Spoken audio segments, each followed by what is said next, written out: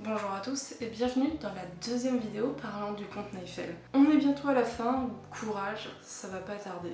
Aujourd'hui on prend le temps de s'attarder sur le tome numéro 8 et on change de génération, nous sommes maintenant dans la génération God. Dans le tome 8, on retrouve notre ami le comte Neifel pour gagner une toupie d'un tournoi. Et le champion de ce tournoi n'est autre que Valt. Donc il va affronter les autres adversaires et pendant ce tournoi, il va gagner contre Valt. Tristesse, normalement, sa loi, ses règles disent que en gros, s'il gagne contre une toupie, il a le droit de la récupérer. Donc il commence à prendre Victory Valkyrie et à se dire qu'il va la voler, il va la prendre puisqu'il la mérite.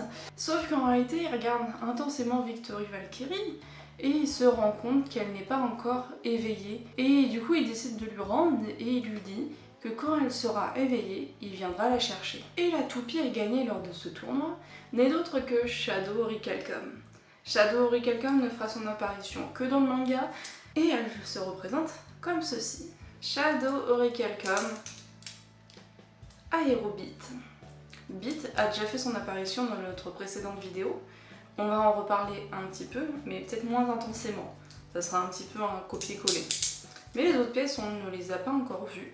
Et on va découvrir ça aujourd'hui. Shadow Orichalcum a fait son apparition que 2 fois dans le monde du Beyblade, et c'est sous Takara Tomy.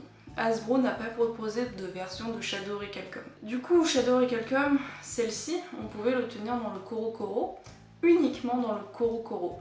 Aujourd'hui, sa tranche de prix est variable. Moi, je l'ai trouvée à 30€ sur eBay, du provenance directe du Japon et surtout en occasion. Si vous la voulez neuve, faudra vraiment y mettre le prix, c'est-à-dire qu'on est vraiment plus autour des 100€. Voilà, c'est des toupies entre guillemets catégorisées de collection et non de jeu, et du coup, forcément, il faut y mettre un petit peu plus le prix. C'est une gamme que Takara nous a proposée avec le comte Neifel, donc voilà, c'est comme ça. Néanmoins, si vous voulez juste le layer, il existe un random layer volume 11 où vous pouvez vous procurer la version de Shadow en version bleue. Pour vous parler un petit peu de cette toupie, c'est une toupie à rotation droite, de type défense. Et par rapport à son image mythologique, je n'ai trouvé que des références suite à Shining, ça correspond plutôt à sa version Shining que sa version Shadow. Donc je ne sais pas si je vais dire une bêtise ou non. Mais en gros, l'orichalque, ce serait une matière qui a souvent été mentionnée lors des voyages de l'Atlantide, donc dans les références écrites, comme étant aussi grande valeur que l'or, dans la même valeur à peu près que l'or.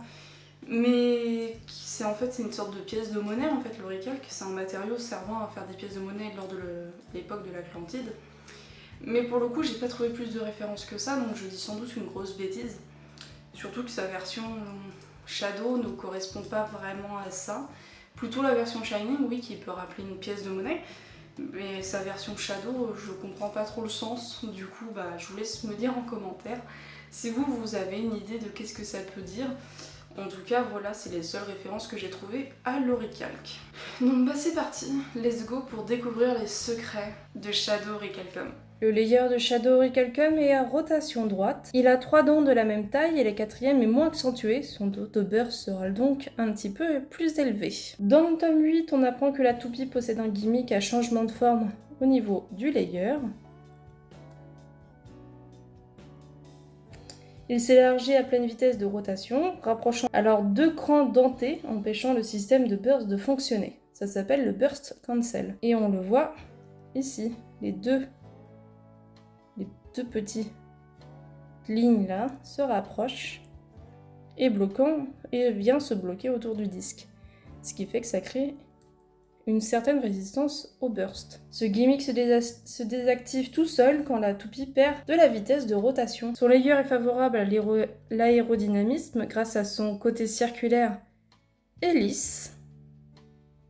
Il ne possède pas de point d'impact important et suffisamment prononcé pour pencher vers un type défense. Il va plutôt s'orienter vers de l'endurance pure. Malgré tout, quand il vient s'écarter, il fait apparaître des points d'impact légèrement plus prononcés qui vont plutôt être favorables à repousser son adversaire. Le disque aéro est apparu 4 fois sous Takara Tomy et ne peut pas posséder de frame. Le disque aéro n'est pas prévu pour le jeu mais pour la collection.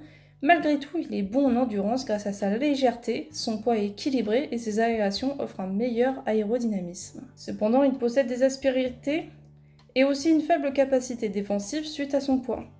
C'est un disque plutôt équilibré pour l'endurance, mais pas réellement pour de la défense. Le driver Beat est apparu 4 fois sous Takara Tomy. Son driver, selon le Tomcat, est équipé de caoutchouc pouvant adhérer à n'importe quelle surface comme l'eau d'une cascade. En réalité, le driver est bimatière, offrant la mobilité du caoutchouc, l'amélioration de la friction par le plastique, ce qui peut par contre le déstabiliser en fin de rotation. Sa forme de boule lui permet de rester mobile et s'orienter plutôt facilement vers le centre.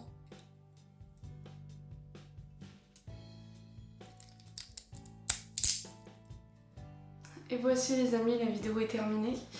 Si cette toupie vous a convaincu, n'hésitez pas à vous la procurer, elle va commencer à prendre du prix, donc ne tardez pas trop. En attendant, on se retrouve pour une prochaine vidéo pour vous parler d'une toupie assez mystérieuse qui s'appelle Duo Eclipse.